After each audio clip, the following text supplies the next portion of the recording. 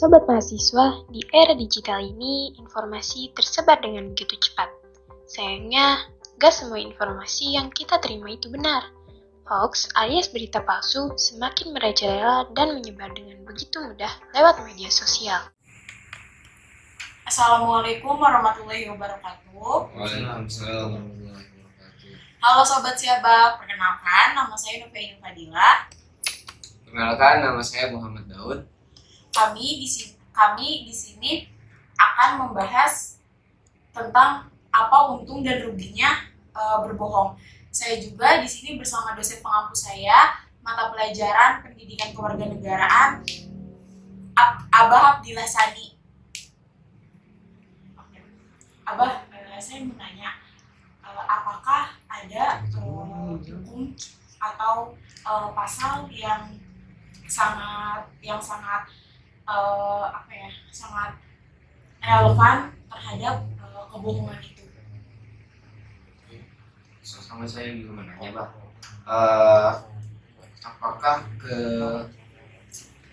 Apakah kejujuran mutlak selalu lebih baik dalam setiap situasi pertemanan? Oke, masalah kebohongan ya. Masalah kebohongan berarti dilawankan dengan kejujuran. Mungkin perlu digarisbawahi dulu bahwa apapun juga di dunia ini tidak bersifat mutlak. Semuanya relatif, termasuk kejujuran dan kebohongan. Tidak semua kebohongan itu bernilai negatif. Tidak juga semua kejujuran itu positif. Tergantung konteksnya seperti apa, ya kan?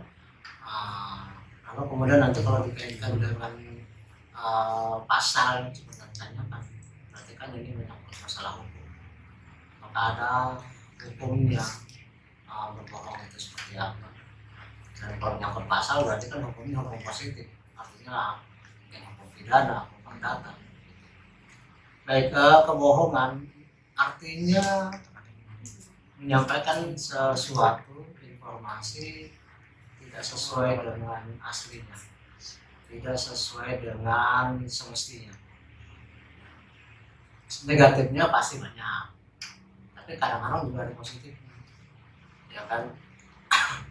Misalnya positifnya seperti ini, katakanlah Novi punya teman Saika, ya, mendekat. Kemudian Saika ini katakanlah pasangannya si Daud, pacaran sama Daud, ya kan? Suatu kali kamu mungkin melihat Daud jalan sama cewek lain, ya kan?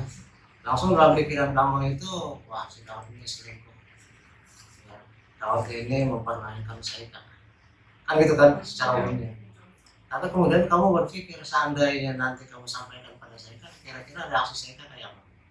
Bakalan mungkin kecewa, Bang. Kecewa, dan mungkin juga nanti hubungan Saika dengan Daud itu mungkin jadi putus, jadi renggang, paling tidak mereka jadi saling tidak percaya. Padahal kan kamu belum tahu konteksnya apa. Daud itu jalan sama cewek siapa itu? Jangan-jangan itu saudara sepupunya, ya kan? Jangan-jangan itu mungkin karena kamu nggak kenal keluarganya, adiknya sendiri, ya kan? Kamu langsung menduga bahwa Daud jalan sama cewek, itu aja konteksnya, tapi kamu nggak tahu itu cewek siapa, ya kan gitu kan?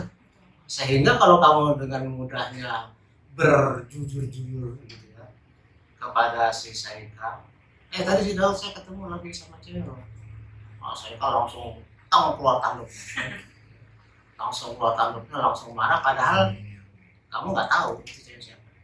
Nah, dalam hal ini apakah lebih baik kita bohong atau lebih baik kita jujur? Mungkin kalau menurut saya Jujur. Padahal kamu kan belum tahu konteksnya. Tapi kan maksudnya setidaknya dengan saya mungkin ngasih tahu ke Saika tadi saya nemu Daud di jalan bersama cewek, mungkin Saika bisa menanyakan baik-baik ke Daud. Iya, kalau langsung dijambak gimana? Itu balik lagi ke Saikanya mau menanggapinya seperti apa. Kalau saya juga ngerti, kalau dari saya lebih baik tanya apa yang ke orangnya dulu. Nah dari situ kita nanya, apakah kan kita yang awal bilang, entah kita nggak tahu saudaranya, kan soalnya nggak tahu keluarganya ya. Kita tanya dulu sama Daudnya, habis itu pastikan ini siapa jalan nih. Tapi ada kecenderungan loh nama manusia, kecenderungan untuk melebih-lebihkan informasi. Padahal kamu ketemu sama si Daud lagi jalan sama seorang perempuan biasa aja. Tapi karena kamu itu ya karena memang manusia itu suka melebih-lebihkan, kamu bilang sama saya Kak, mereka gandengan. Padahal kan enggak. Kan kesimpulan biasanya seperti ya. Orang itu kecenderungan selalu nambah-nambahin. Ya, makanya kemudian adalah istilahnya namanya hoax. Hoax itu sebenarnya sesuatu yang ada tapi dilebih-lebihkan. Kayak tadi tuh, kamu ketemu lagi jalan sama perempuan lain, itu benar ada. Tapi kecenderungan manusia itu selalu menambah-nambahkan jadi hoax. Sesuatu yang ada ditambahkan, jadi nggak sesuai dengan kenyataan. Hoax yang kita kenal, yang kita sering lihat di berbagai media sosial, itu mungkin sebenarnya memang ada kejadiannya. Cuma kecenderungan manusia itu senantiasa melebih-lebihkan. Ya, Daud suatu kali melihat saya mancing, ya kan, saya dapatnya kurang beruntung lah, dapat ikan teri kecil. Kamu cerita sama si Jalpa, tadi siapa Sane mancing, tapi bukan teri yang kamu bilang, lebih gede lagi. Kenapa? Ikan kembung, gedean kan? Jalpa cerita lagi sama saya, Kak, tadi siapa mancing, bukan ikan kembung yang kamu bilang, ikan bandeng, makin gede aja tuh, ya kan? Jalpa ketemu lagi sama Novi, bilang lagi apa? Bukan lagi ikan bandeng, tapi gede lagi, ujung-ujungnya, siapa tadi mancing dapat ikan paus loh. Maka kemudian ada istilah yang mengatakan titip uang makin kecil, titip omongan makin gede. Betul nggak? Coba titip uang makin habis. Tapi titip omongan makin lama makin besar. Nah, jadi dalam kondisi seperti itu, apakah lebih baik kita itu diamkan saja sampai saya tahu sendiri bahwa dia sudah katakanlah tidak jujur sih dalam kepada dia, sampai tahu sendiri, bukan kamu yang ngomong. Berarti kan kamu dalam hal ini berbohong, bukan berbohong tapi menyembunyikan kebenaran. Mana yang lebih baik, menyembunyikan kebenaran atau kita bicarakan secara baik-baik dengan konteks kita sebenarnya belum tahu persis kondisinya? Mana yang lebih baik? Kayaknya lebih baik yang kedua deh, yang opsi kedua. Tetap kedua, ceritain aja padanya. Ceritain apa adanya, jangan melebih-lebihkan. Maksudnya kalau misalkan kita umpet-umpetin terus amit-amitnya kalau misalkan Daud ternyata benar, terus Saikanya juga sakit, jadinya kayak sakit ke Saikanya gitu loh. Maksudnya ya Daud mah enak kalau sama yang lain gitu. Tapi kamu nggak mau perhitungkan, ngomong gitu kan saya sakit juga. Tapi kan maksudnya diomonginnya baik-baik. Ya, tetap aja orang dia tahunya cowoknya jalan yang lain, pasti fokusnya itu bukan ke kamu lagi, ke si Daud. Tapi bahwa dia kemudian mengalami sakit, kan kamu juga harus memperhitungkan. Misalnya, aduh nanti kalau saya ngomong ini Saika kalau nggak lagi kan bisa aja. Nah saya kemudian si Saika nanti jangan-jangan takut ketemu saya. Kenapa? Takutnya nanti kamu sampai lagi ke orang baru. Bisa aja kan? Saya kan nanti juga sama, ketemu lagi nih sama si Novi nih. Kemarin bilang si Daud, sekarang siapa lagi nih? Pasti dari curiga. Gimana sih? Mungkin sih lebih baik yang kita memastikan dulu ya sendiri. Berarti menanyakan sama orangnya. Siapa ini maksudnya? Kita langsung nanya sama si Daudnya. Gitu. Siapa aja nih? Si Novi kan melihat urusan nanti kata kamu ketika Novi nanya, kepo lu ya. Nah iya berarti kayak gitu opsinya. opsinya. Opsinya gini, kalau kan nanya ngomongin ke Saika langsung untuk memastikan dibaca. Tadi saya ngelihat nih, tadi jadi ini siapa ya? Kamu ngomong sama saya kan? Iya. Langsung jawab kamu. Oh jujur lu tidak? Maksudnya dari Novi ya Bang, Novinya ngomong ke Saika. Ngomong mereka kayak kan kamu nggak tahu kalau dia ngintip. Kalau kamu mulai ngomong berarti kamu malah membuka diri dong. enggak maksudnya. Padahal dia ternyata kan umpet-umpet kan, wah itu ada si Daud. Kalau kamu tiba-tiba nggak ngomong sama saya kan, sama Novi, ya berarti kan malah kamu buka diri. Tadi juga tahu Dari Novi kan melihat habis ngeliat itu supaya dia memastikan ini. Tapi ini kan kamu kan nggak tahu deh. Iya, maksudnya ngomongin apa pendapatnya doang, Mbak. Berarti si Novi ini ngomong ke si Saika dulu, memastikan si Daud, Kenapa? memastikan tadi saya ngelihat si Daud nih jalan. Itu siapa ya? Ceweknya. Kan soalnya kan memastikan kalau misalnya bukan siapa-siapa, coba dibaca ke si Saika yang kamu ngomong istilah baik-baik gak usah dengan cara ini, memastikan juga. Gitu, karena kan konteksnya mereka ada hubungan gitu. Kalau Novi Enggak lah, kalau nggak ada hubungan mah ngapain dilaporin juga. Kata si Saika, emang gue pikirin bisa sama siapa kayak dia jalan gitu kan. Ini tentu yang dimaksud konteksnya adalah si Saika ada hubungan dengan kau kan gitu kan. Iya, betul. Nah, terus kemudian maka jadi persoalan pertanyaannya adalah lebih baik kamu ngomong tapi bohong atau kamu diem atau kamu jujur sadarnya. Jujur sadarnya. Dengan resiko Saika mungkin ikut juga suka sama kamu. Ya nggak apa-apa, yang penting saya udah mengungkapkan kejujuran itu kepada Saika bahwasanya memang saya benar melihat Daud di jalan bersama perempuan. Oke. Lalu kamu kepentingannya apa cerita sama Ika? Ya saya menjaga perasaan teman saya. Kata Saika gimana? Kalau tahu sih berarti lu punya perhatian juga dong bisa dapat gitu kan. Ya orang nggak ada cerita apa-apa kok tiba-tiba kamu cerita bahwa si Daud jalan sama siapa. Emang apa peduli kamu kan gitu kan ditanya. Kamu lebih baik jujur apa adanya walaupun saya kan nggak tahu menahu. Iya. Nasibnya nanti kamu diusir sama yang saya kan nggak apa-apa. Ya mungkin kalau misalnya kita bicaranya baik-baik sih seharusnya dari pihak Saikanya juga meresponnya baik juga ya. Kalau menurut Novi kayak oh iya Kak ngeliatnya di mana kayak gitu, maksudnya intinya dari Saika respon ke Novinya pun baik-baik dan Novi pun ngasih tahu ke si Saika pun baik-baik juga. Itu dengan catatan kalau si Saika orangnya sabar. Saika orang sabar nggak? Kalau dia orang yang nggak sabar gimana?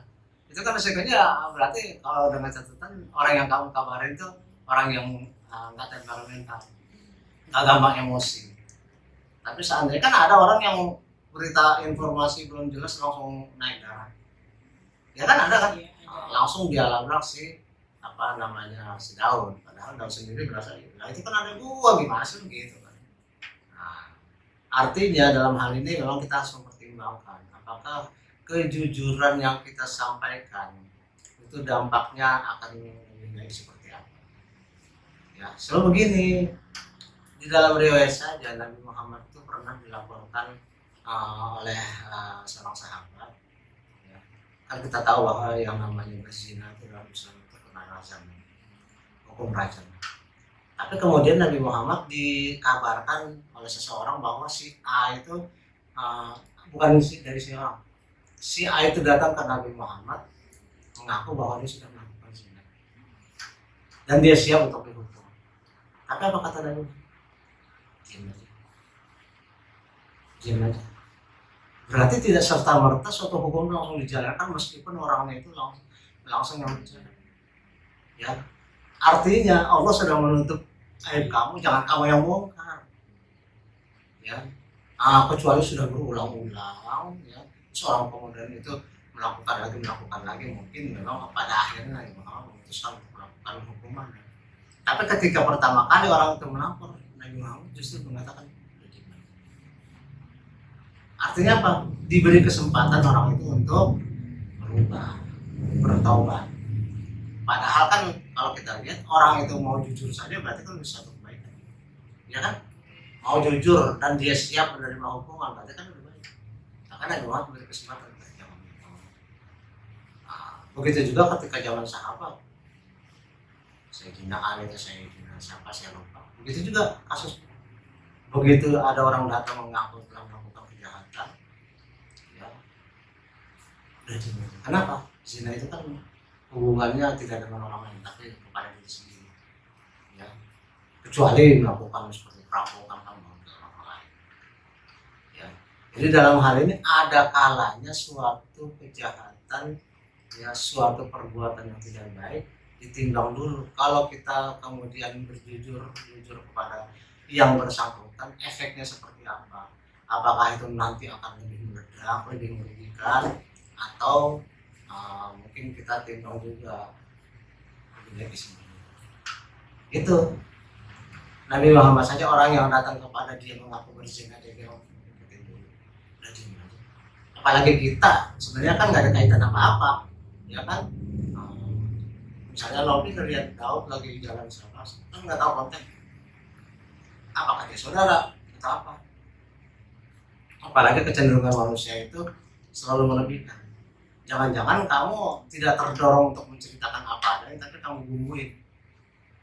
Setelah kemudian yang sering kita sebutkan munculnya fenomena hoax itu seperti itu.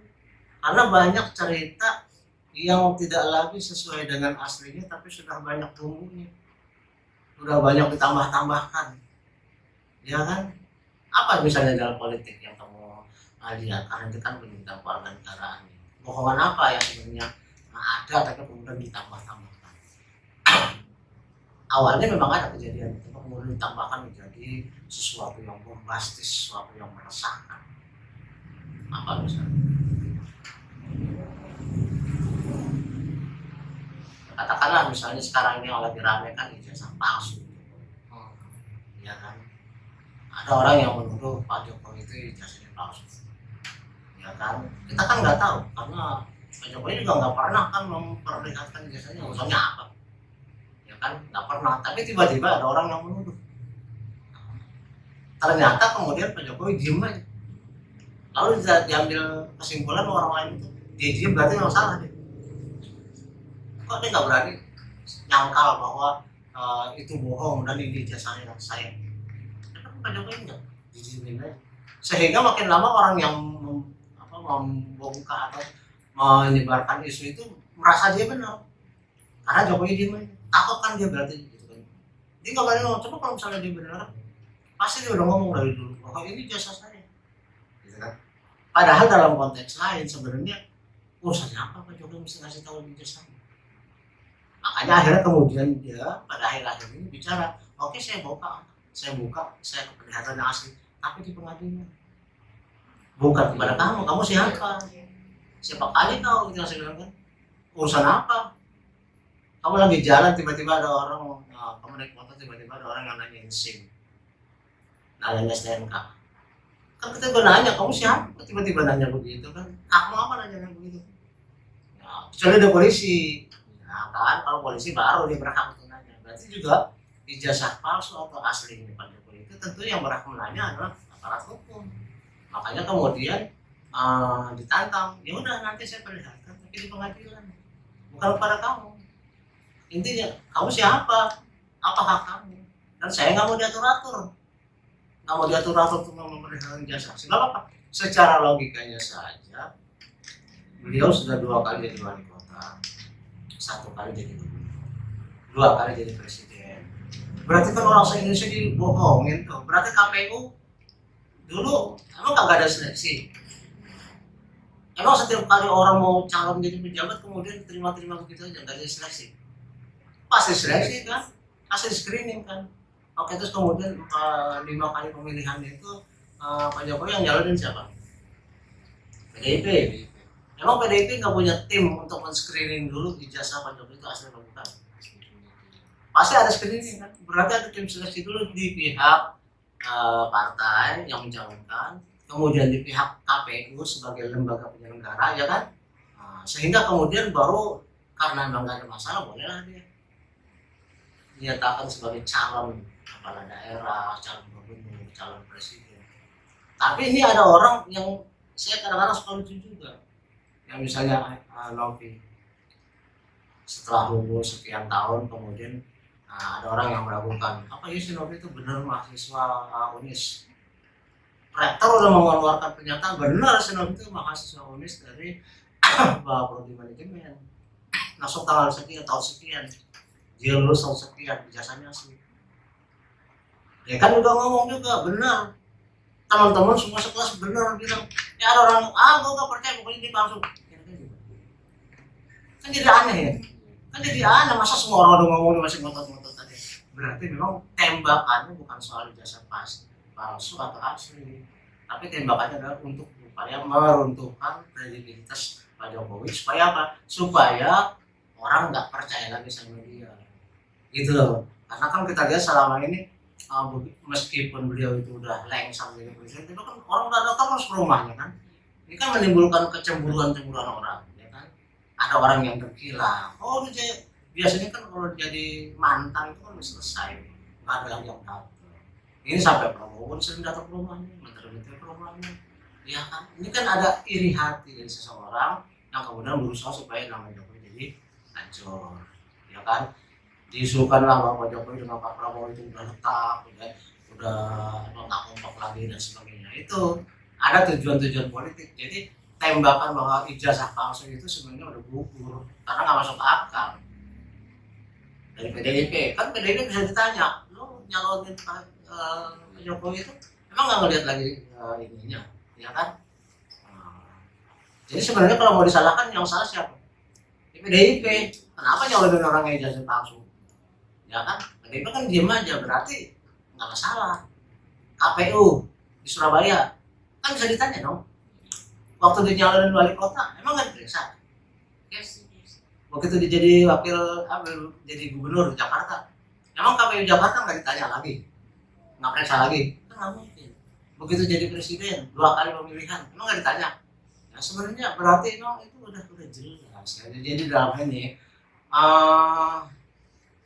ada waktu-waktunya kita harus bersikap jujur, dan ada waktu ketika terpaksa kita memang harus berbohong demi kebaikan. Ingat ya, demi kebaikan, bukan berarti kita berbohong seperti tadi kasus kamu dengan Seka. Kalau yang kamu rasa Seka itu, waduh, Seka orangnya jantungan, yang satu dia orangnya emosional. Nanti kalau saya kabarin dia kenger, ya kan saya rapat juga, maka lebih kamu diamin dulu sampai Seka tahu sendiri. Nanti lah, yang penting jangan saya cari penyakit gitu. Jadi lebih baik dalam hal itu jangan kita kemudian masuk, lebih baik saya umpetin tanpa melihat kondisi orang yang dilapori, ya kan? Dan tanpa kita sendiri punya fakta, si Daud itu jalan sama siapa kita nggak tahu, kecuali kita tahu itu memang bukan siapa-siapanya, ya kan? Baru mungkin kamu perlu cerita sama mereka, tapi itu pun juga lihat konteksnya dulu, jangan cerita lagi oke kamu ngomongin otomatis dia meredak deh. Nah, ngomong pada waktu lagi banyak duit, ya mungkin ayah lu berapa, gue cari yang lain gitu kan? Dia lagi bokeh gitu, mau ceritain yang begitu otomatis dia jadi marah-marah gitu. Oke ya, sedikit memang penjelasannya, tapi ya mudah-mudahan ada manfaat. Oke, bisa ditutup. Jadi kesimpulannya, apakah berbohong kepada teman, apa untung dan bohong kepada teman itu? Di sini kita lihat dulu dalam kondisinya seperti apa. Kalau yang dibilang kondisinya seperti ibaratnya kayak contohnya tadi Novi melihat si Daud bahwa berjalan sama perempuan, itu lebih baiknya kita menyembunyikan diri sendiri dulu. Jabatnya jangan langsung ngomong terhadap orang yang bersangkutannya. Mungkin kesimpulannya itu aja. Jadi diskusi hari ini cukup sampai di sini. Terima kasih buat Abah Sani, terima kasih untuk Novi juga. Assalamualaikum warahmatullahi wabarakatuh.